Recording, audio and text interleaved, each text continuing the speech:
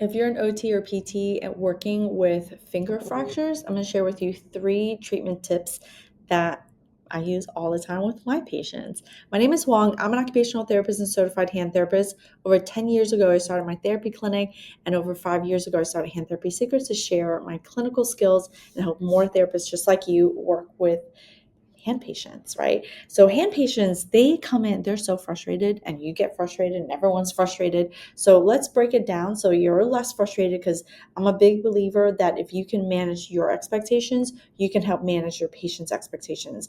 They didn't want this injury. Nobody wants a hand injury. They're stiff, they're painful, and they take a freaking long ass time. And hand injuries are like no other injuries, right? The problem with hand injuries is that you only have one hand left to fix the problem. I tell my patients all the time, when your knee hurts or your back hurts or ankle hurts, you have two hands to try to help yourself. When your patients have hand injuries, they are now locked down one hand, right? And hand injuries are they get so stiff in 2 seconds. And each of our fingers, they have their own attitudes. And so, if you break your small finger, it's going to look and feel differently than if you broke this finger. So, let's dive into some treatment things that I think are really going to help you with managing your expectations with finger fractures.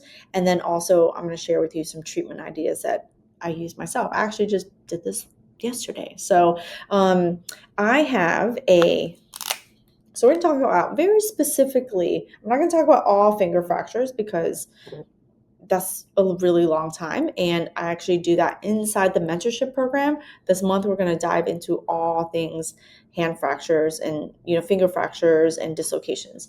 I have a guy, he came in and he has a P1 fracture. So this is the proximal phalanx, also lovingly known as P1, so we don't have to spell it out. So this is P1, this is P2, and then this is P3. The problem with having a P1 fracture is a lot of times, depending on where it's located and how they do the surgery, you can then have a really stiff MP, and you can have a really stiff PIP. So one of the things I always tell my patients is that anytime you break any finger, this guy right here, that middle child, that's a problem. How do I know this? I'm a middle child. I'm usually the problem. But the PIP it gets very, very stiff. And like I said, every finger has its own attitude. I'm going to talk about the small finger very specifically. The small finger, when it gets stuck, it tends to go into MP hyperextension, and MP hyperextension tends to put the PIP in even more flexion. So what are the things that we're looking to do? We're looking to correct the abnormality of whatever the patient's coming in with. Don't fall for I want to make a fist. I understand what you want. I want that too. I want you to be able to make a fist. I want you to be able to move your fingers without pain. Here's the thing. In order to be able to make a fist, this PIP needs to go into extension. Don't fall for your patient's hype. I talk to my therapist about this all the time. And this is exactly how I talk to my patients. I'm like, I understand you want to be able to make a fist. In order for me to help you to make a fist and to do the thing that you want, we need to work on this guy right here. This guy is the most important guy. And you know what? In order to be able to make a fist, we need this guy to go completely straight, right? And how do you manage your expectations? You have to understand intra-articular fractures and extra-articular fractures. So I'm working right now with an extra-articular fracture, and those extra-articular fractures have they're a little bit easier, even though it doesn't feel like it. They're easier. You can manage them better. And my goal would to be, if you have the surgery and all the bones are aligned, we should be able to have maximum outcome, meaning 100% outcome, right? If you did not break inside your joint, right, that's an intra-articular fractures inside the joint. Extra-articular fractures outside the joint. So if we broke outside the joint, we should have really good joint congruency, which means now I'm stuck with, what am I stuck with? I'm stuck with scarring. I'm stuck with joint stiffness, right? The two of them just go back and forth, back and forth. And then we are working with muscle imbalances, right? So we're having an issue between our intrinsics and our extrinsic muscles. So I'm not going to go through a whole treatment thing, but I'm going to share with you 3 things that I love doing that really, really work. So one of the very first things that I work on is PIP extension. Extension. I don't care what you're doing, you need to go into extension. Everyone wants to go into flexion, but you don't have to be like everyone else, right? In order to get that flexion, you need extension. Why? How? How does this work? If you go into extension, you are by nature stretching all of the tissues on the flexor or volar side. And when you do that, you're going to elongate it so then you can have more room to go into flexion. So one of the things that, and people get bored with this shit. Stop. Don't get bored with it. Work on it all the time, right? So whatever you do, work on PIP extension. The next thing I do is I work on making sure that I have MP flexion, right? So the reason why I want to work on MP flexion is because when I work on MP flexion can help me get what? Say it.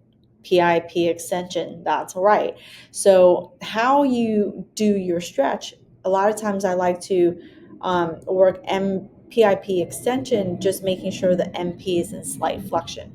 Now my guy came in with a scar on the side, right? So he had an ORAF. He said several screws on the inside, but he had pins too. So just because you see the scar being really small doesn't mean that the scar isn't adhering down to your extensor hood. We have an extensor tendon issue, right?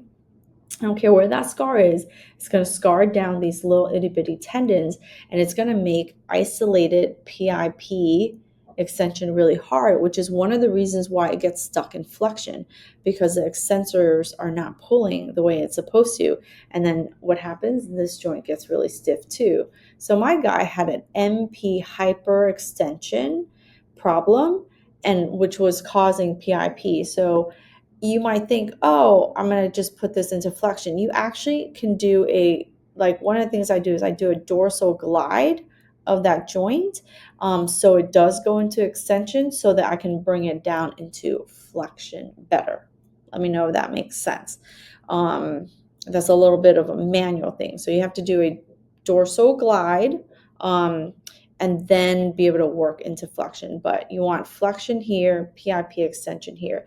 That's all I work on. Like, y'all people trying to be creative and let me flick some shit and let me work on an iPad. Like, no. A lot of this, especially when you're working with a very stiff finger, is you just need to hammer down your manual techniques.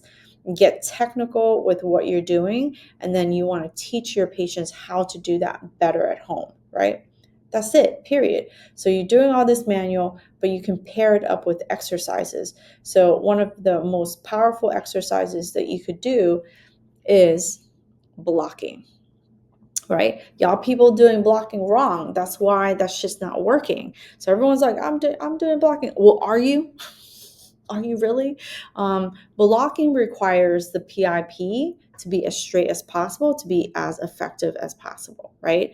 So you want the MP to be aligned straight and then the PIP to be as straight as possible. And then when they block, they are not pulling down at the PIP. The tendency is to pull down. So then they're pulling down on you, your thumbs are starting to hurt, and they're not getting results. So what do? First, you got to give the directions correctly, okay? Y'all people just like pull down, no, or block, do the blocking. Your patients can't do it. That's why they're with you, right? So we have to think about ways in which to do it a little bit easier, a little bit better, not just for them, but also for ourselves. So I do some passive stuff, and then let me see if I can do some passive stuff. And then I like to use the edge of, let me use this edge. I like to use the edge of the table. So I have my patients kind of reach across the table, especially if they have really good long arm span. I call them wingspan. Here, let me do it on this block thing that I have so I can show you better, because I don't think you can see it on the table as well. All right, so let's say you have an edge, right? Yeah, let's say you have an edge. Here we go. This is what I'm talking about, right? So get them straight, push the shit out of it. And then you want to block the MP and the PIP. And then you're just pulling gently at the DIP. Gently, I said, gently. I yell at everybody. It's okay. It's not just you. But if you're still watching, it's because you like it. No, I'm kidding. So yeah, you want to apply the pressure here and here. And the key is the direction, because if they pull and they're pulling down at the PIP, then you're not blocking, and you're not getting that profundus to glide really well without the superficialis, right? And when you do it correctly, it will help get better PIP extension. You do it and you feel it. Get 2 fingers, be gentle, get 2 fingers. And when you go into DIP flexion, when you go into extension, you'll feel that tendon glide. We need tendons to glide, right? They don't move, like they're not like muscles, they're not constricting, and you don't feel it popping off. You just want those tendons to like just be gentle and glide, right? So those are my 2 things: PIP extension, MP flexion, and then DIP blocking. There's other things. I might show you paper taping and Coban stuff in another video. I don't know. But if you want more and you want things to learn more, if you want to learn faster and you want to learn in more detail and you want more treatment ideas and understanding why you're doing what you're doing so you can better explain to your patients, well, the mentorship program, we're going to dive into hand fractures, finger dislocations this month. So I'm going to include the link below. But if you like videos like this, like it, leave me a comment, let me know. Girl's gotta know what direction she's going in, so leave me a comment and subscribe to the channel. All right, my name is Huang. I'll see you on the inside.